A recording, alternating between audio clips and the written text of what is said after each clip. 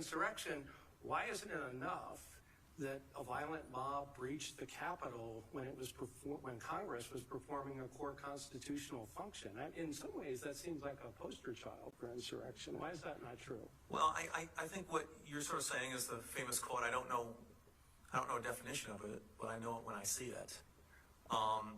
That we don't have a workable standard, but we think in this instance it doesn't feel good, and it just seems it's more than it doesn't feel good.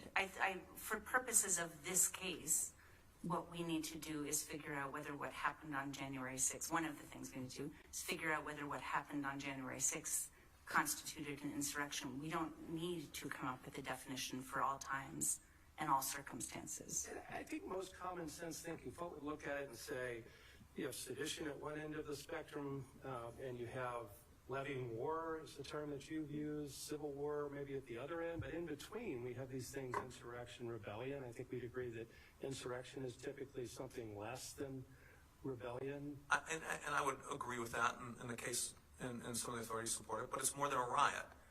It's more than a 3-hour riot on one building. Was that just a riot on January 6th? I only think it properly characterized that way and not as insurrection. And remember, look, the Constitution, Section 3 says engage in insurrection. It doesn't say in an insurrection.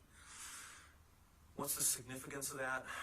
I think that it indicates sort of a broader process rather than a singular, limited in scope event. And if you look at the Civil War, that was a broad four-year That was activity. Actually more than an insurrection, wasn't it? I mean, the Civil War. Yes. I believe levying war was the.